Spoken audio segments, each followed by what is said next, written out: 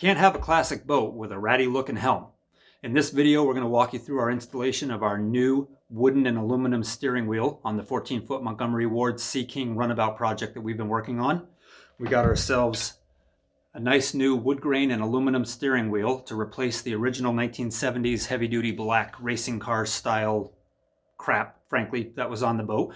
That just did not fit the look we're going for at all. So this is going to be a much nicer, we feel a much more classic look to it. The lighting, I can already tell just looking at the video, is not doing the wood grain justice. It's actually a nice dark wood with a very nice look to it. In order to do the installation, we picked up a nice aluminum adapter. This is from a company called Forever Sharp out in California. The important thing to note on this is that the center hole is specifically designed for the 3/4 inch tapered steering column shaft that you find so prevalent on boat helms, particularly these smaller boat helms. So that's meant to go right on it. So between the adapter, the wheel, and some of the original hardware that did come with the boat and will remain on the boat, we're going to do this full installation and show you how it's done. So let's go.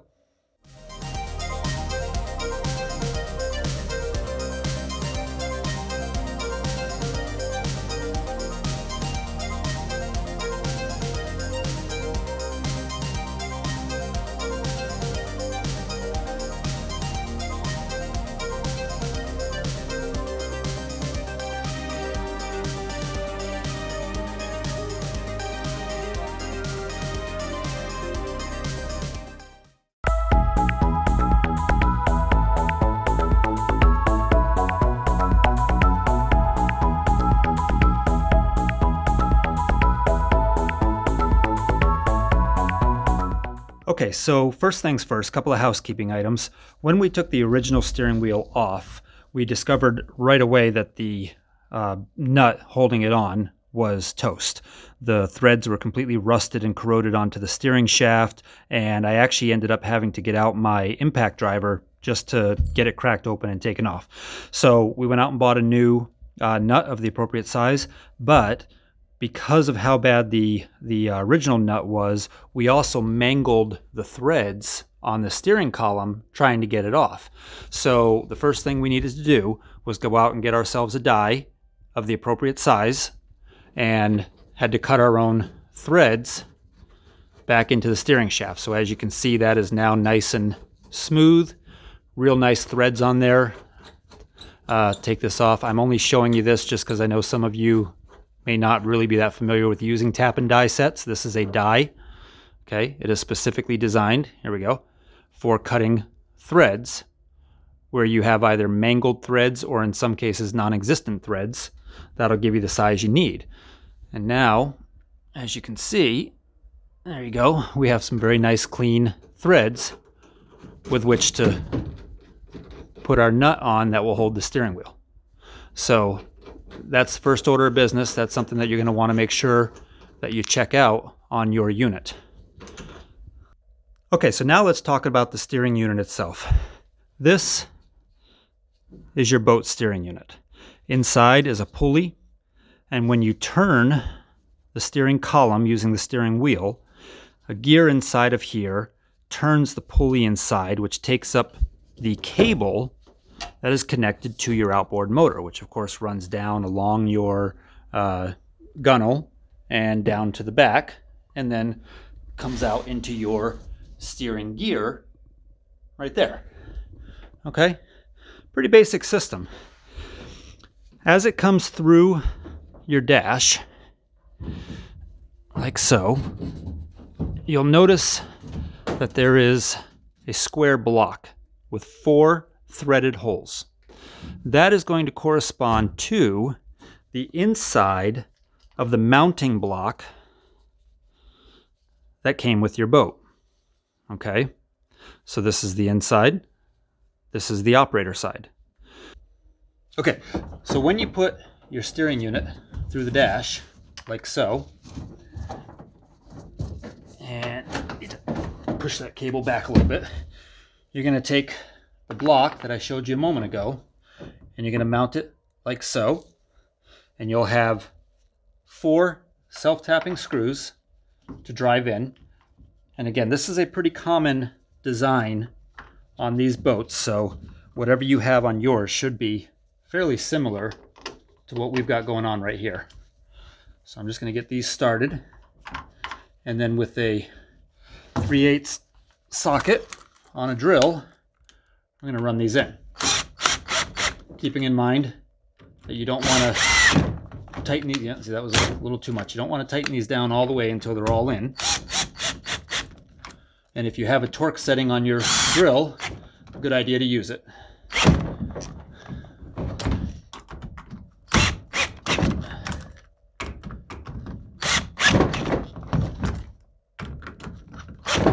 Okay, so those are tight. Okay, so now that that is installed together, we're going to put the entire plate mounted to the dash using 4 bolts, washers, and nuts on the back side. So using all new hardware that we have with the washers and appropriate size nuts for the backside. Okay. You just put your bolt through, put your washer on the backside, put your nut on to chase it.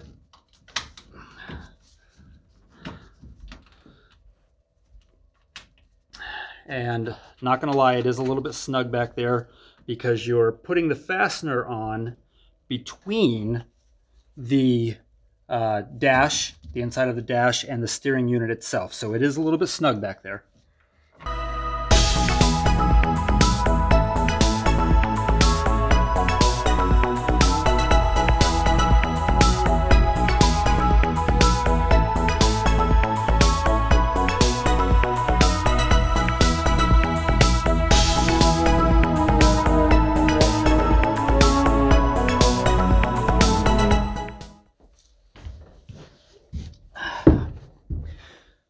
Okay, so as you just saw, that was a bit of a pain in the neck getting put together. The fasteners that I'm using, they are just a little bit shorter than they really should be, so it was a little challenging to get the washers and nuts on the back. The problem is the only other fasteners I have in the workshop that were longer in the correct size were way too long, and I didn't feel like having to hacksaw off a bunch of bolts, so we are making it work. Okay, so now we just need to grab our 10mm wrench and our Phillips adapter.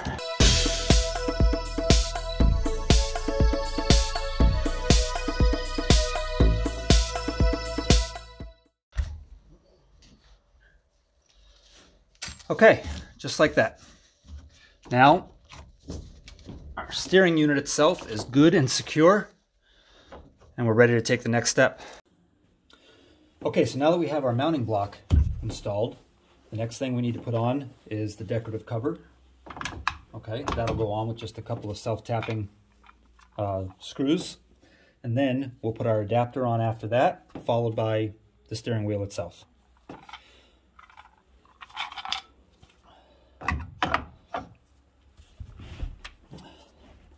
When you're putting the cover on, if you have a drill that has a torque setting, make sure that you start at a low setting, because the mounting block itself, although it's pretty solid, it is still just plastic, and you don't want to run the risk of stripping out the threads, or you're going to end up having to tap those out and get larger fasteners. Okay. You also don't want to keep letting your head of your bit slip out of your fasteners, or you end up scratching things, which we also don't want.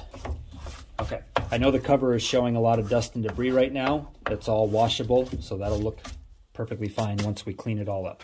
Okay, the next step is to put our adapter on. The adapter has 2 keyways in it. We're only going to need one of them, and that keyway is designed to match the keyway that's grooved into the steering column, which will be mated together using a Woodruff key. Woodruff key, for those who are not familiar, is a half-circle key that is designed to fit into a corresponding half-circle milled keyway in one column, with the flat side of the key meshing with the square keyway of the other mating component. So in this case, the steering column has the half-circle groove in it, And the adapter, as you can see, has a square shaped groove. So all we're going to do is hold that keyway in there. By the way, it keeps slipping out on me. If you want, you can put a dab of grease on the key, a good dab of thick lithium grease or some kind of a thick grease that will help hold that in place. I'm just going to try to hold it with my thumb, line up the key with the keyway, get my thumb out of there, okay? And then we just give it a couple of love taps with the rubber mallet. Don't hit it so hard that you risk cracking the plywood behind your dash. And then we're going to take our nut that we talked about at the beginning of this video, and we're going to run that down using a socket to start. I'm not going to use air on this. Some larger boats or vehicles, you might want to use an air gun just to make sure you have that really good and snug. But yeah, that's on there really well. Okay, next step is going to be to mount the steering wheel itself. So we're going to put this together with the horn button on it, but in the future I'm going to look for a different center button that doesn't have the horn symbol on it. Okay, so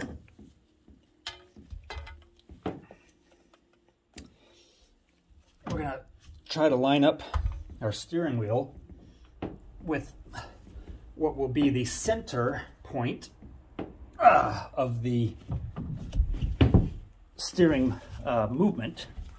And so to do that, what you can't see me doing right now is I'm looking aft of the boat and I'm watching the outboard steering rod move, and I'm positioning it dead center in the splash well. Okay, so I showed you the outboard steering rod at the beginning of the video. So you can imagine all I'm doing is I'm looking backwards and just positioning it dead center in the splash well. Then I'm going to line up our holes, okay, and that's not quite straight up and down, so now we just monkey with it a little bit so to have it aesthetically up and down. And we'll put our horn button in, and then we'll put our trim ring on, and then we'll grab our fasteners that came with the wheel to install it. And I'm going to need to run out and grab an appropriate size Allen head, which I forgot to get prior to this step, but that's okay. I can at least get a couple fasteners in by hand, and then I'll go get the Allen head and we'll run them in. Now I have the appropriate size Allen head, and we're just going to very gently get all these started. Always make sure you start your fasteners gently. I've said this in a lot of my other videos. You don't want to run the risk of stripping out your nice new installation right off the bat because you were too aggressive getting your fasteners started. Feel the thread. If there's any resistance at all, don't keep it going. And also, as I said before, start with a low torque setting on your drill.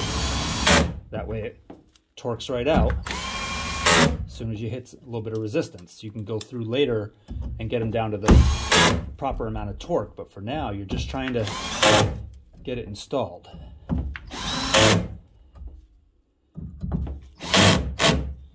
Okay, now I will up the torque setting a bit and snug these down.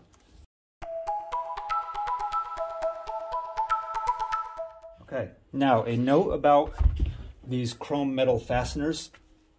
One thing that we're going to have to watch for, this is only ever going to be a freshwater boat, but even still, the contact that the tool made inside the fastener heads has stripped out a little bit of the protective oxidized coating that would have been on there, and consequently, we're going to need to be watching for rust as the years go on. because of how that metal was scraped away.